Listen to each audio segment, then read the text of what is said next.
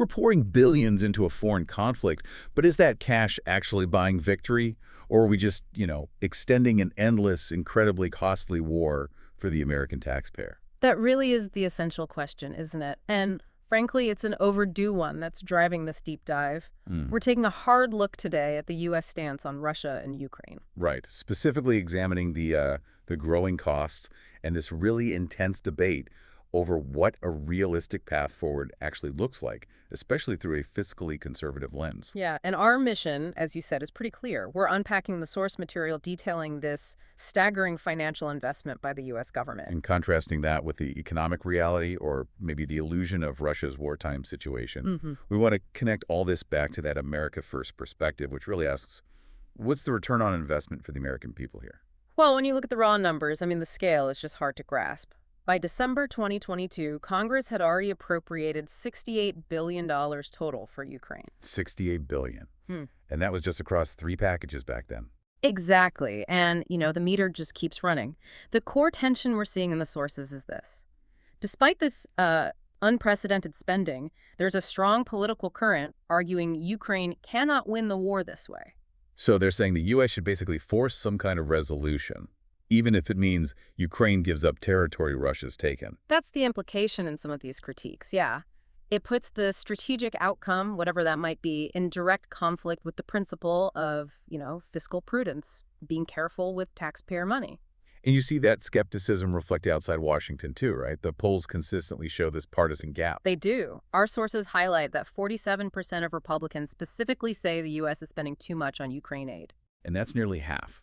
It's not just party politics. It suggests real domestic concern that we're funding this open-ended thing without a clear objective. Okay, let's really unpack this financial commitment and why critics think the current strategy isn't working. So if we adopt that fiscally conservative critique we found in the sources, the big question is, where is the plan? Billions are going out the door, but what's the long-term price tag? What specific result does this aid actually buy? The critique synthesized from these sources is pretty blunt. Many believe the U.S. is essentially funding a protracted losing battle, or at best, a war of attrition. Like Vietnam. Is that the comparison being made? The comparison comes up, yeah. Critics worry we might be repeating those mistakes, a conflict dragging on for decades, huge human cost, massive financial cost. Vietnam ran from, 1955 to 75? A long time. The argument is that U.S. support, as it stands, is just sustaining a bloody stalemate, throwing Russians and Ukrainians into the meat grinder, as one source put it, without any workable political solution in sight. Okay, so when you frame it like that, high cost, stalemate, it naturally pushes the conversation towards negotiation, doesn't it? It does. The sources really highlight 2 radically different paths being debated for the U.S. Which are? Well, Path A is favored by those looking for immediate budget relief and, frankly, less risk. It means negotiating an immediate peace settlement. Compromise on both sides. Which almost certainly means Ukraine conceding territory Russia's captured. Inevitably, yes. That seems to be the understanding. Path B, which has kind of been the default policy so far, is to just keep sending aid, maybe escalating it until Russia is somehow militarily defeated. And for the budget-focused critics, Path B has no end in sight. That's the phrase they use. Plus, it carries the risk of broader, potentially catastrophic escalation. But, okay, if negotiation is Path A, why does it seem so stalled? It feels like the U.S. isn't really using its massive financial leverage to push hard for peace over just more conflict. Well, that's exactly the point some critics make, and this is where those America First proposals get really provocative. Right. Tell us about those. They absolutely do get provocative. The most, let's say, extreme versions of the conservative critique argue that if the U.S. is spending this immense amount of money, the money that adds to our own national debt, then it needs to secure tangible returns. Tangible returns? Like what? We found proposals suggesting the U.S. should use its leverage to demand Ukraine actually reimburse the U.S. for the billions in aid. Reimburse us? Wow. Okay. Or perhaps even negotiate a mineral deal. A mineral deal? What's the thinking there? The rationale, as presented by these critics, is pretty straightforward. Debt leverage. If the U.S. is essentially bankrolling Ukraine's defense, they argue, then the U.S. should secure vital resources in return. Like lithium, you mentioned. One proposal specifically mentioned lithium from Ukraine, yeah. Yeah. The idea is ensuring U.S. resource security and getting a direct return on the taxpayer's investment.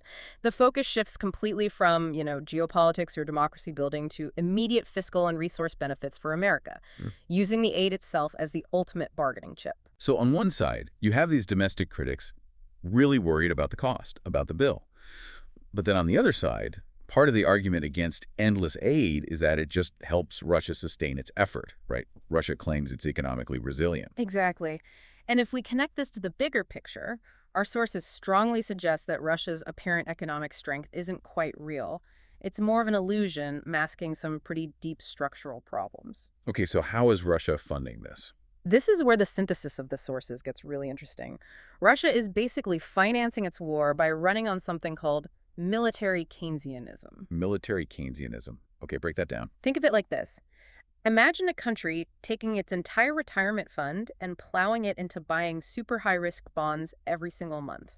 They are generating GDP growth on paper. But only because the government is pouring massive amounts of money into one sector defense. Precisely. It looks like stability from the outside, maybe, but it's the growth of a system that's actively cannibalizing its future, as one source put it, just for immediate military output. That's a powerful analogy. Sacrificing long-term health for short-term wartime survival. Just how extreme is this financial distortion? I mean, we're talking resources that could go to infrastructure, tech, healthcare. All going to the military instead. The data here is pretty shocking. Defense and security spending is projected to eat up somewhere between 40 and 45% of all Russian government spending in 2024. 40 to 45%, almost half the budget. Yeah. And get this, spending on national defense alone skyrocketed by an incredible 359% between 2019 and 2024. It went from 2.9 trillion rubles to 10.8 trillion rubles. Wow. And what does that kind of spending spree do to the average Russian citizen who isn't, working in a tank factory? It creates immediate pain. All that spending fuels inflation. It hit 9.2%, which was more than double their official target. So prices for everyday stuff are going up fast. Exactly. Food, housing, basic goods. The cost is rising rapidly. That's the hidden tax of this military Keynesianism. The system's running hot, generating wealth for some defense industries, but causing severe internal strain for almost everyone else. So the cracks are definitely showing beneath that inflated GDP number. Yeah. Where are the real structural weaknesses that critics think could eventually bring the whole thing down? Well, there are two really big ones that you can't just fix with more government spending. First, it's people, human capital. Russia faces a dire shortage of personnel. Why is that? It's a combination of things: long-term demographic problems, really heavy war casualties, and critically, this mass emigration, the brain drain of skilled professionals. Lots of educated people left after the mobilization in 2022. So they're losing the very people they need to build a modern economy. Right. They can build tanks, maybe, but sustaining innovation and broader economic health, that's much harder. And you said there's a second crack? Yes. And it's what one source called the often neglected Achilles heel. It's the rising costs of servicing their government debt. The interest payments on all that borrowing for the war. Exactly.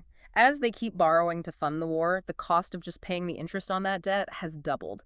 It climbed from 4% of state spending back in 2019 to 8% projected for 2024. And that 8% is money that can't go to. Can't go to health care, pensions, infrastructure, anything else. That rising interest payment creates this sort of slow motion crisis in the state's basic ability to provide for its own people. It really threatens the whole social contract over there.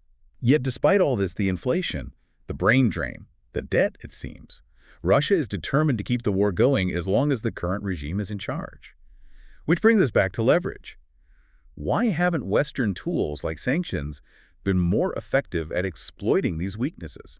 That's the frustrating part for many observers. Sanctions were kind of seen as the silver bullet, right? Designed to cripple the economy, cut off funds, and they did cut Russia off from a lot of Western tech and financial market. But the results are mixed. Very mixed. Our sources show that the wealth of most Russian billionaires actually rebounded to pre-war levels by 2024. How did they manage that? They adapted. Moved assets to friendly places like China, India, and many became reluctant accomplices, basically profiting by supplying Russia's own military-industrial complex. And then there's the fact that Russia is, as one source memorably put it, basically a gas station masquerading as a country. Right. Its ability to just keep exporting raw materials, oil, gas, has provided a crucial financial lifeline. It's offset a lot of the pressure the West tried to apply. So that illusion of stability, even if flawed, reinforces Moscow's position. It seems to. They seem to view Western reluctance to, say, really ramp up investment in Ukraine's defense or the constant fear of escalation in the West as signs of weakness, and that encourages their ambitions. In this cycle, Russia sees inconsistency as hesitation. The U.S. debates the cost. This is exactly why the conservative critics we looked at argue the current policy is just ineffective. It sustains the conflict at huge cost without actually forcing a resolution. That's the core of their argument, yes. It leads them back to that controversial negotiating posture. Some critics suggest the most strategically sound outcome from a U.S. perspective might involve a negotiated peace. Where Ukraine gives up territory but maybe gets into NATO? That's one scenario floated. The idea being it shifts the defense burden more onto Europe, reducing U.S. involvement and, importantly, U.S. costs. That, combined with talk of reimbursement or mineral deals, explicitly puts immediate U.S. interests, fiscal and resource interests, ahead of a prolonged, expensive conflict. What stands out to you here, looking at all this, was just the sheer necessity, from that critical perspective, of adopting a much clearer, maybe more muscular approach, not this inconsistent policy that Moscow apparently reads as wavering. Absolutely. Russia's current leadership, the sources argue, really legitimizes itself through external aggression, through confrontation. So for the critics we've reviewed, the only prudent path is one that either achieves a rapid victory, which seems unlikely now, or forces an immediate resolution that is, above all, financially sound for the American taxpayer. Okay, so this has been quite the deep dive. We've explored the unprecedented U.S. spending, the illusion, perhaps, of Russia's short-term economic stability, and this really high-stakes debate over whether America should keep funding a war of attrition or try to force a resolution focused on immediate fiscal responsibility. And ultimately, the sources seem to confirm that achieving real long-term peace in Europe probably requires some kind of political change within Russia itself, given how the current regime relies on confrontation for its own legitimacy. But there's a counter-argument that Western nations often seem to prioritize Russia's stability even under the current regime over the potential risks of internal political change. That might be a long-term strategic oversight. Right. So here's our final thought for you, the listener, to chew on.